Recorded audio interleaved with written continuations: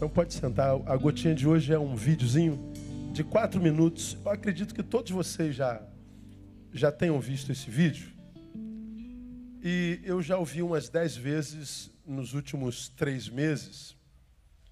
E hoje eu resolvi vê-lo de novo, me abençoou demais. E eu queria compartilhar com você esse vídeo. Depois a gente volta. 4 minutinhos. A janela do hospital. Vozes de W.A. Locutor e Kátia Araújo. O que ele está fazendo agora, hein? Está ajoelhado, segurando flores. Ela não quer flores, ela quer um anel. É disso que ele tem medo. Espere um pouco. Ela jogou todas as flores no chão e saiu brava. Ela quer o anel. Ele está indo atrás dela. Esqueça, garota, ela se foi.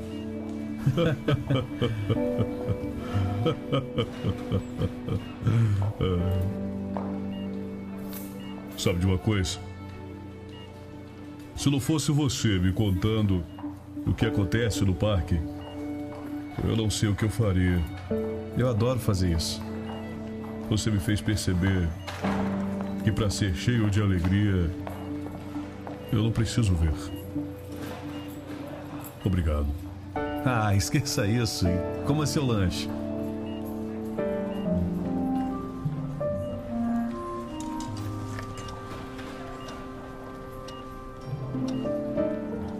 Adivinha quem está sentado no banco, segurando flores? Você está brincando comigo? Não, estou. O que ele está fazendo? Está se levantando. Ela voltou. Ela o quê? Ela está pegando as flores e o quê? E está lhe dando um grande beijo. Ele se ajoelhou de novo. Mas dessa vez ele está com algo a mais. O anel. Sim, você acertou. Mandou bem, garoto. Mouri, você está pronto? Pronto. Quem está pronto para essas coisas? Eu sei, mas está na hora. Bem, já se é a hora... É a hora.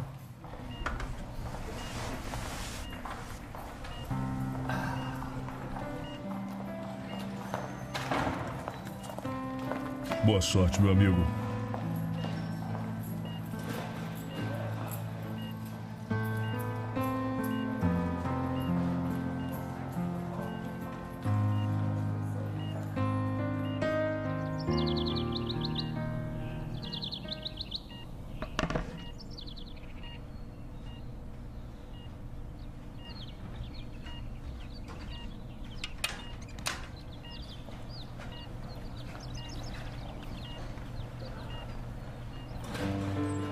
É só uma troca, não é?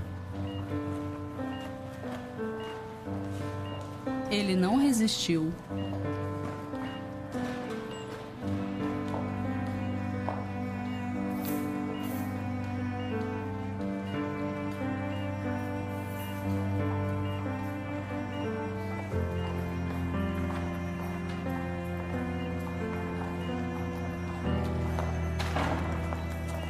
Enfermeira, você pode me fazer um grande favor? Você pode olhar o parque lá embaixo e dizer o que você vê?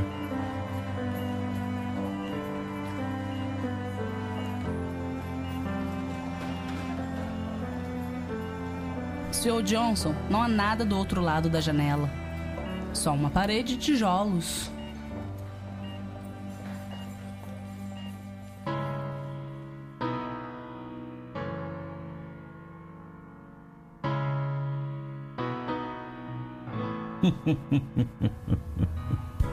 You hold out hope for something to change, but the hurt still remains.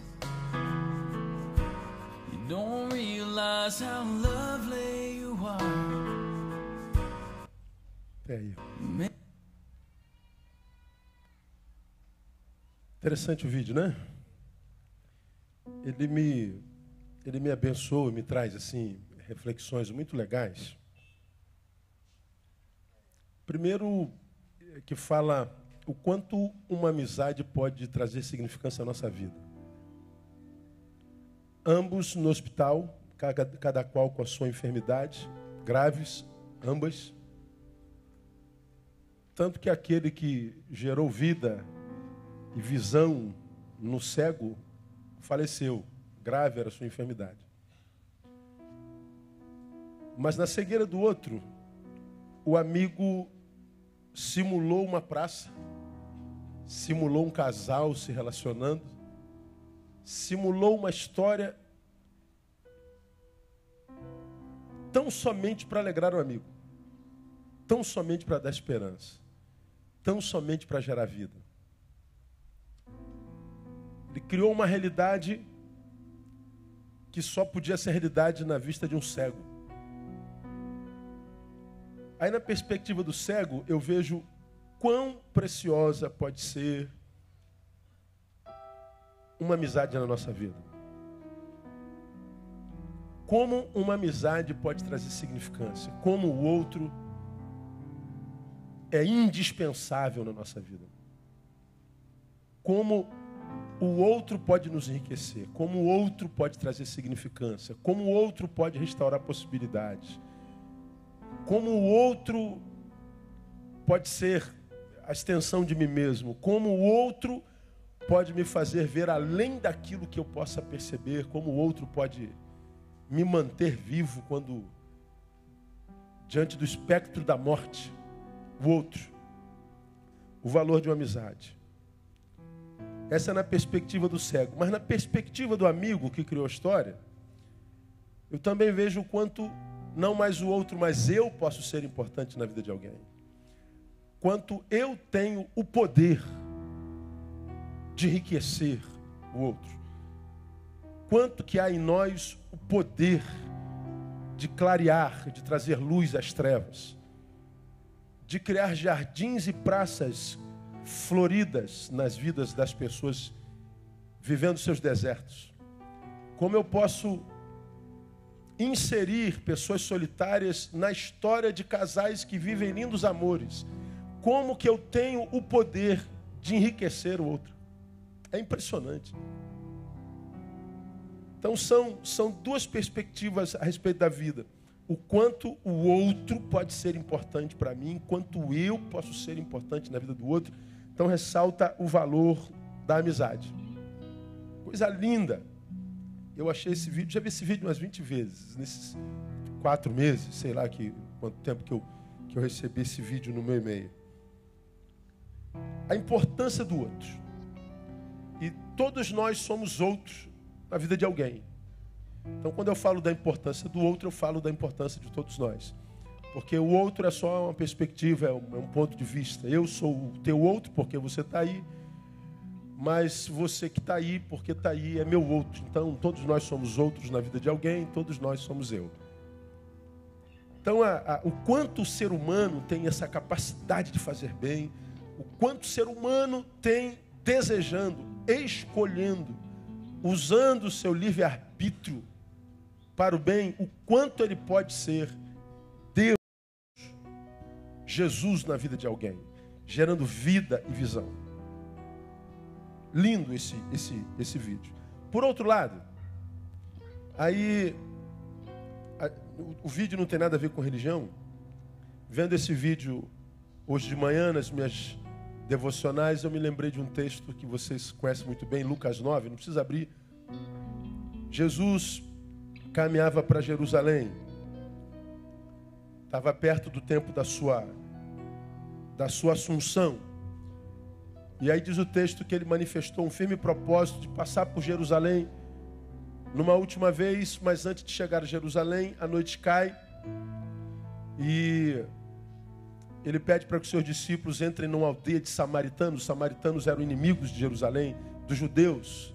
Os judeus achavam que os samaritanos eram imundos e a sua terra era imunda. Então Jesus está caminhando para Jerusalém, os discípulos entraram numa aldeia de samaritanos, pediram dormida. Olha, a gente está com Jesus, estamos indo para Jerusalém. A gente queria saber se a gente podia pousar aqui nessa noite. Claro que os samaritanos disseram não. Por quê? Porque, embora não conhecesse os discípulos nem Jesus, eles estavam caminhando para Jerusalém. Bom, se está indo para Jerusalém, não pode ser nosso amigo. Se é amigo dos nossos inimigos, eu não quero nem saber quem é, não tem pousada. Não pode ser amigo meu quem é amigo de Jerusalém, quem é amigo de judeu. Não me interessa se você é bom, se você é mau, não me interessa nada a teu respeito. Se está indo para Jerusalém, não pode ser meu inimigo. Aí, eles negam pousada para Jesus. Aí os discípulos de Jesus, Tiago e João, quando recebem um não como resposta, eles voltam para Jesus, diz que receberam não, e aí eles fazem um pedido a Jesus. Senhor, queres que mandemos descer fogo do céu para os consumir? Fazendo alusão ao que Elias orou, fogo do céu para consumir o holocausto, eles fazem alusão, o Senhor quer que a gente mande, a gente ore ao Senhor para que Deus mande fogo sobre essa vila todinha. Mas por que você quer descer fogo sobre a vila? Porque eles negaram pousada para nós. Foram maus conosco, seremos mal com eles também. Aí vem a palavra de Jesus, que eu queria parar com você um minutinho. Jesus, porém, voltando-se, repreendeu-os e disse: vós não sabeis de que espírito sois.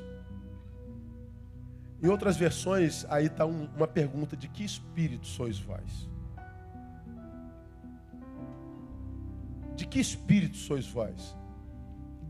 Porque andam com Jesus e ao mesmo tempo querem fogo sobre o aspas inimigo. De que espírito sois vós? Do que clama por fogo para o seu semelhante ou do que segue a Jesus? De que espírito são vocês? Que espírito habita a sua interioridade? Então, na cabeça de Jesus, um ser humano revela o espírito que habita a partir do sentimento que ele despeja no caminho. Um ser humano revela o espírito para o qual ele é feito casa, a proporção dos frutos que ele vai deixando nas suas relações. Você pode ser daqueles como o vídeo, que geram visão no cego, vida no que está acamado. Você pode ser aquele que constrói jardins sobre o que está impedido no deserto. Você pode inserir na história aquele que está impedido de escrever a sua. Você pode ser um gerador de vida, mesmo que não cite o nome de Jesus nenhuma vez, mas você pode ser aquele que segue a Jesus todo dia e passa pela vida queimando tudo que você encontra, matando tudo, destruindo tudo.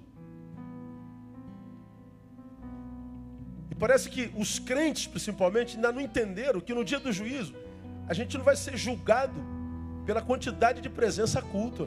A gente não vai ser julgado pela quantidade de campanhas de prosperidade que a gente fez. A gente não vai ser julgado pela religião que professou.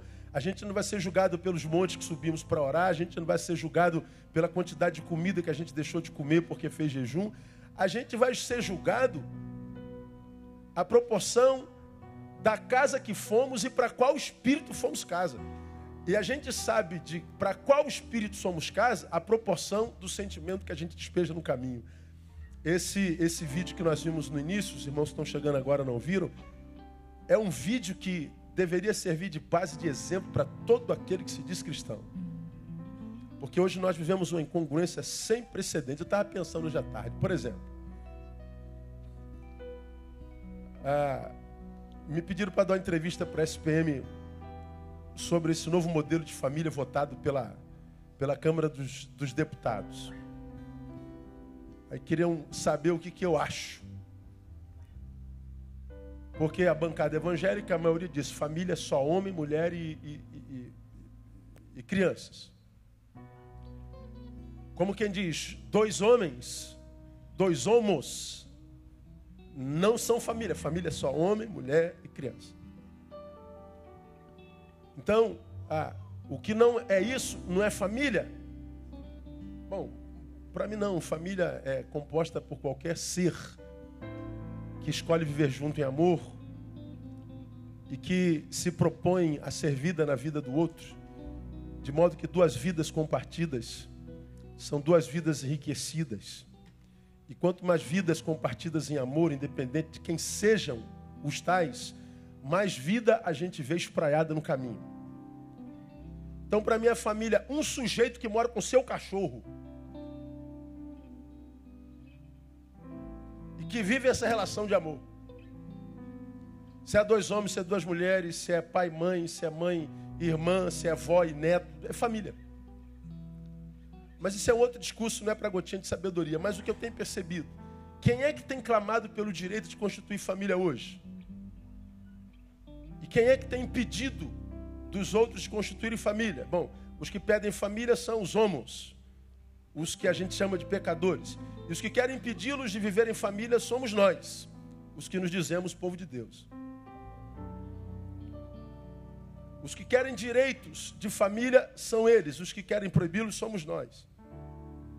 Os que querem o direito de amar são eles, os que querem proibir somos nós. Eu fico pensando como é que Deus nos olha. Porque nós vivemos uma inversão de valores assim tão sem precedente que a gente não pode mais julgar, nem julgar a gente não deve julgar nunca. Tira o julgar daí de novo.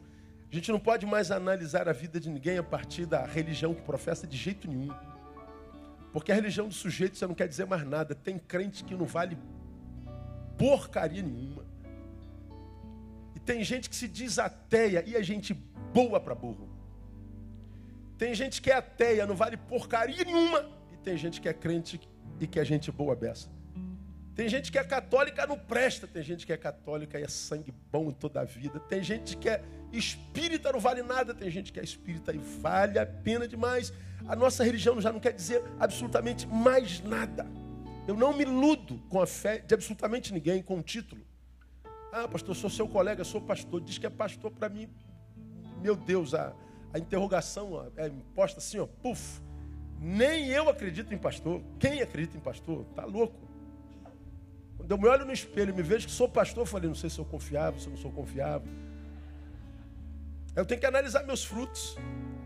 Agora o vídeo fala de 2 homens que compartilham dor. E o outro cria uma realidade para gerar alegria no cego.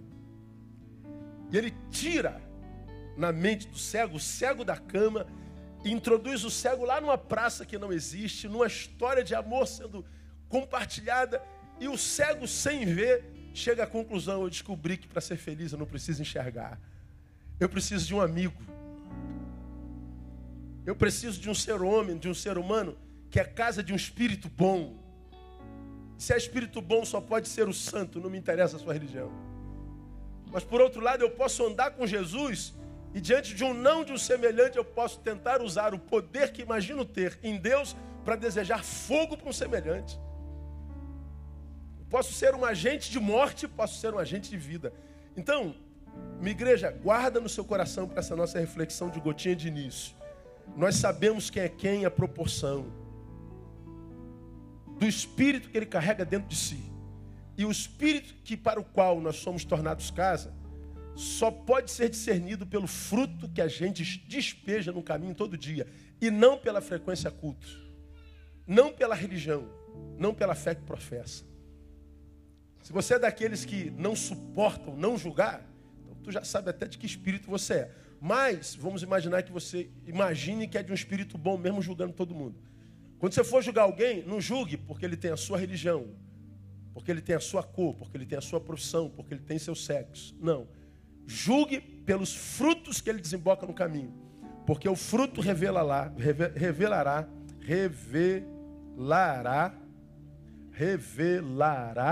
Acertei? Acertei. Então o Espírito revelará de que Espírito nos tornamos casa. Porque quando os discípulos dizem, Senhor, Tu queres que nós façamos descer fogo para consumi-los? Jesus pergunta, de que Espírito sois? Que Espírito é esse? Que deseja a morte do seu semelhante só porque ele te disse não? Que Espírito é esse que denigre teu irmão porque discorda de você? Que Espírito é esse que te faz tratar mal um semelhante porque tem religião diferente de você? Que raio de espírito é esse? Então, se a gente desenvolve esse espírito, irmão, tu pode falar a Jesus o resto da tua vida que tu é do diabo. Tu pode frequentar a igreja todo dia, que a tua conduta revela de que Deus você é casa. Então, eu tenho dito para mim, eu não me iludo em absoluto com fé evangélica alguma. Não acredito nisso. Me furto a analisar alguém se tem direito a isso pelo fruto que ele desenvolve no caminho. Eu queria que você que chegou por último, ao chegar em casa, se não viu, veja o vídeo que nós passamos no início, que diz A Janela do Hospital. A maioria de vocês já deve ter visto, é um vídeo antigo. Veja esse videozinho quando você estiver em casa, e você vai saber do que eu estou falando. Coisa mais linda de ver um homem que revela o quanto a gente pode ser amigo de alguém e criar jardins no entorno dele.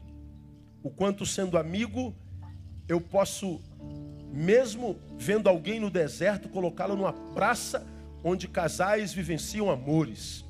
Como eu posso ser uma fonte de vida na vida de alguém. E como alguém pode ser fonte de vida na minha vida quando no deserto estiver eu.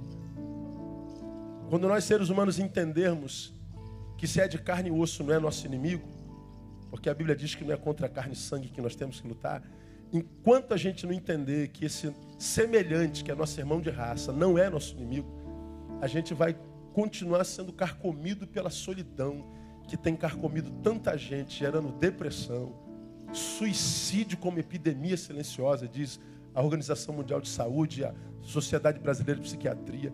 Enquanto a gente não entender que esse outro que está no nosso lado, independente da cor, do sexo, da raça, do grau de instrução, da tribo, se ele é humano, não é nosso inimigo.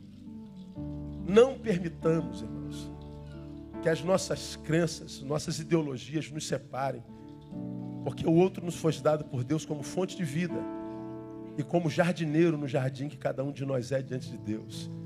Se você é um jardim, você precisa de jardineiro. E se o teu irmão é jardim, ele precisa do jardineiro que você é. Senão a gente vira deserto, a gente seca. Quem tem ouvidos, ouça o que o Espírito diz à igreja. Amém, amados? Vamos aplaudir o Senhor, vamos adorá-lo. Vamos ficar em pé? Aleluia. Feche seus olhos. Uma frase de louvor ao Senhor. Diga a Ele: Senhor, eu quero ser jardineiro. Eu não quero ser provocador de desertos. Eu não quero gerar queimadas na vida de ninguém. Eu não quero destruir ninguém. Eu não quero orar para descer fogo do céu. Eu quero orar para descer maná do céu. Descer pão do céu. Quero orar para descer luz do céu, Deus. Ajuda-nos, ó Deus, se não for possível abençoar, nos dê poder para calarmos-nos. Se não for possível gerar vida, nos emudeça. Se não for possível, Deus, manutenir jardins, que a gente não seja destruidor deles. Ajuda-nos a ver o nosso semelhante como irmão. Ajuda-nos a transcendermos a ideia, a ideologia, a religião. Ajuda-nos. Ajuda-nos a viver uma fé, Deus, que tire pessoas do deserto. Que Tu possas nos ajudar a sermos casa de espíritos que geram vida e não morte. Tu sabes quantos oram isso de verdade nesse lugar. E nós sabemos que o Teu Espírito é vida e provoca vida abundante. Nós estamos, ó Deus, nessa noite erigindo um trono de louvor a Ti. E a Tua palavra diz que Tu procuras adoradores que Te adorem em espírito e em verdade. Então, Deus, acha no meio da multidão que começa a se formar aqueles 2 ou 3 que estão reunidos no Teu nome, cujo coração está quebrantado, querendo engrandecer o Teu nome por mais um dia de vida, por mais um dia de pão sobre a mesa, por mais um dia de proteção debaixo das Tuas asas. Erigimos um trono de louvor a Ti. Recebe honra, glória, louvor, adoração e a nossa gratidão. Te pedimos por Jesus de Nazaré, nosso Senhor. Amém e aleluia. Aplauda Ele forte, vamos adorá-lo.